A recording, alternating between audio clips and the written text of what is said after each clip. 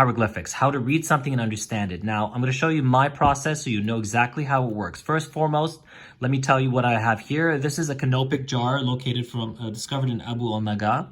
So it's a jar that was pretty much discovered with a tomb of somebody, and it had 4 jars. This was broken, as you could see, and it has the standard hieroglyphs. Now, canopic jars have pretty much standard hieroglyphs, the standard formula setup for the particular canopic.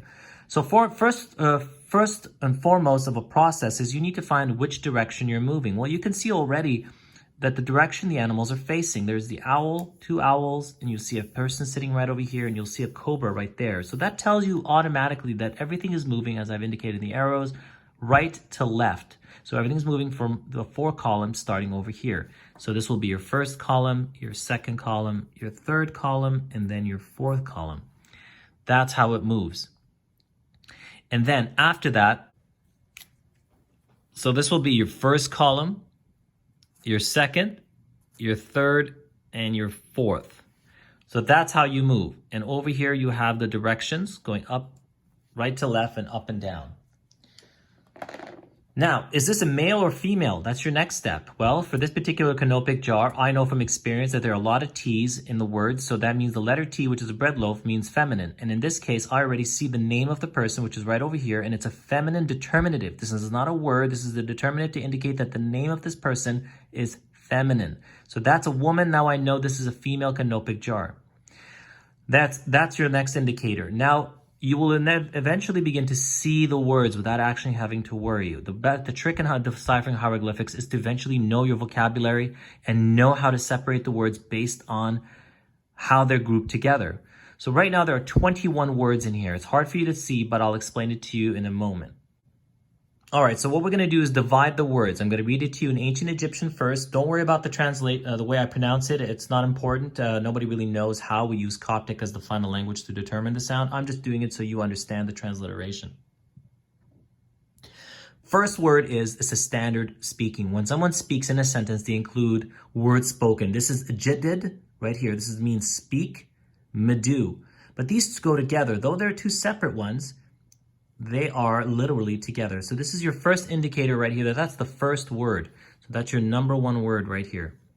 Then you move over to who is speaking. Well, we know from this canopic jars there's a goddess or god is associated with the jar. So in this case, you have the symbol of Nephthys. So this tells you that this is Nephthys right here, and that becomes your second word. And then you continue on. And then over here, I know that Enoch. The word Enoch over here is basically is a verb. And this particular verb right here, it means to embrace, or to bring together. And there is a determinative that usually goes with this, but it's removed for spacing. So what it is, it's basically arms that go like this and then descend that way as if to embrace. So that's what it would be, but it's not in here because I guess they needed space. The next thing becomes, of course, is right over here. This is net, embracing of arms. Now pay attention to this. Of is usually just an N, and this would be net. Net by itself for male, but for feminine, a T is added to make it net. So that is now your 4th word. So let me put the 3rd, your 4th, and the next one now is arms. So these 2 together are 2 symbols here. These are arms. Well, let me just show you what they're pretty much said. So net, and then we have ewit. Because there's 2 of them, it would be just simply ewit or eu. But because there's 2, it's the double. So it means it adds the E sound, like ta'uwi, 2 lands. This is eui. So this cuts down over here, and it's feminine with the T, which basically works with the of. And now you know you have 2 arms, and this becomes your 5th word. So continuing here, now this is of, the word of or upon. This is the hr sound. And this becomes your next word. This is your 6th word. And after that, now you move over here. Now you have the next word, which is netete. This is the word for who or which. But in this case, it's who. So you divide that one right there. That's how I do it, who. And now you have over here, this is an interesting, I'll show you what this is. This is the next one. Who is in, right over here. And then we'll divide this over here. And this is the word im, but this is imit. Why? It's feminine. Now notice that they put the ch sound as opposed to the t, but sometimes they could be interchanged depending on the choice of the person. Now this also could mean she, she who was in it, but in this case, I think it's just the feminine pronunciation added as a ch instead of a t. So there you go. So this becomes now here, let me add that, your 7th word, and this is your 8th word. And now you enter the next word. Remember, everything is in feminine now. If this was not feminine, there would be no T's. The next word here we have is setep sa. So this is the word setep, and that's sa.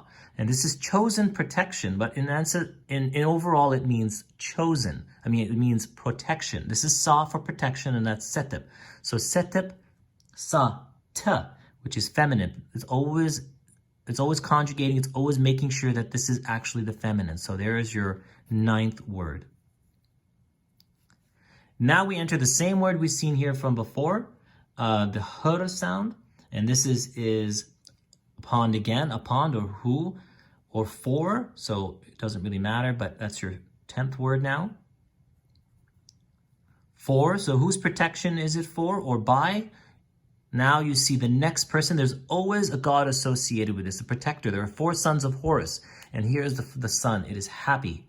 Happy is the sun that is protecting this particular jar, and his name is right here. This is his way of pronouncing his name, Happy, and this is your 11th word. Now you move over to the next 3rd column. As you can see, it's the same.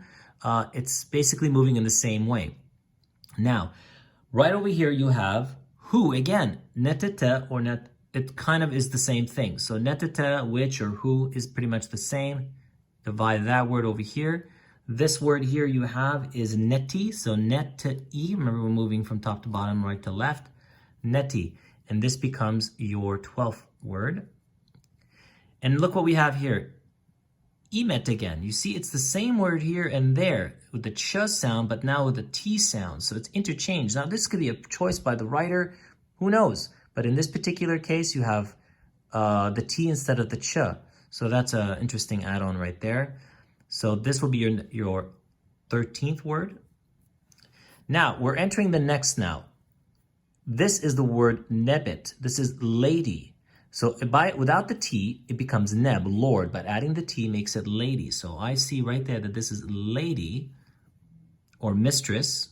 That's your 14th word. And then you have the pur sound. When you have a stroke like this, it indicates that this is telling you what this is. You have to speak it as it is. It means house. So this is a house. Now, I know it's strange because this would mean a head or a face, but for some reason, that's how it's written. There are a lot of rules and exceptions in ancient Egyptian. But this is pur, house. So lady of the house. And who is it?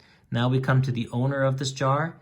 And the name of this mistress is Hey. That's Hey. That's a Hey sound. And Hey, Hey. So that's her name. And this is not pronounced as the determinative. This is the 15th word, and this is the 16th word. Now we move over here. The final column, what we have is the word for justified or truth. This is a complete word. Generally, what you would have is just this by itself, this determinative, or you would have these two together. Sometimes you would have just this one and that, which is ma'e haru. So this is ma'e, but now it's ma'et because it's feminine, haru. So true of voice, and we see this a lot in the Book of the Dead. If you watch my Book of the Dead, you'll see justified, vindicated, Book of the Dead. But this is a complete form of the word justified. Ma'e or ma'et. If this is masculine, it would be without the T. So ma'e, but in this case, it's ma'et haru. Next, with the next few words here. So this becomes your word number 17. The next word here is we enter this word here. Now, this word is known as imahit, imahit, and this means the revered one. It could also be joyful one, but then it would be a different word, but this is the revered one. So in this particular word, you have the 18th word, and again, the feminine that adds here, so that's pronounced imahit. If it was male, it would just be imahi. And now we enter the next word over here. This would be her. This sound hr means before. So it would be in the presence, before this person, and that would be your 19th word. And then finally, you have the name of Osiris, which is Usir. There are two forms of writing the name of Osiris. One of them is this way. The other one would have the I, so I can just draw it here for you. So you would have the I come down like that, right? But then you would also have on top the Isis symbol here that goes upon her head. It would also be the same. So Usir and Usir. So you would see them in two different styles like this. So there it is. So this would become your 20th word. So for some reason I said 21, but actually there's 20. So let me count them. 1, 2, 3, 4, 5, 6, 7, 8, 9, 10, 11, 12, 13, 14, 15, 16, 17, 18, 19, 20. That's right. There's only 20 words here. But there it is. That's the division of the text. I'll read it to you in Egyptian, and then I'll read it to you in English so you know what it's being said. And that's how you divide the text. That's my process. All right, so now what I'm going to do is read to you in Egyptian the words, and then I'm going to read it to you in English. So first thing is here. Jaddid, so jaddid or jed, medu, nebet, hut. So Nephthys' name in the ancient Egyptian is Nebet Hut. Then we have Inek,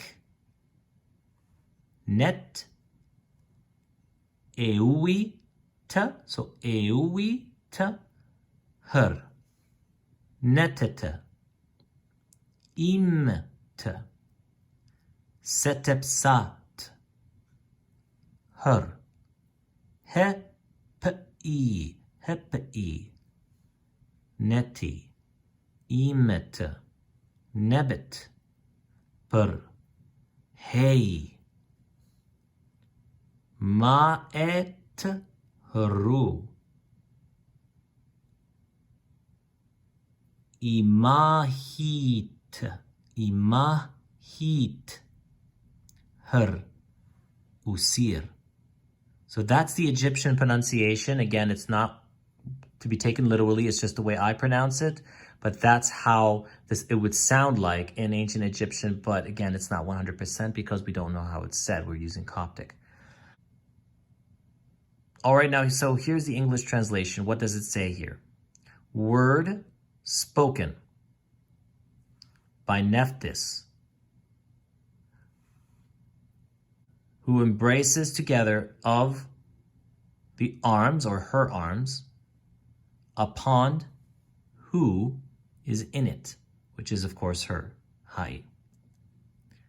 Protected or chosen protection, protected, before happy, who is in it, lady of the house, Hai or Hei.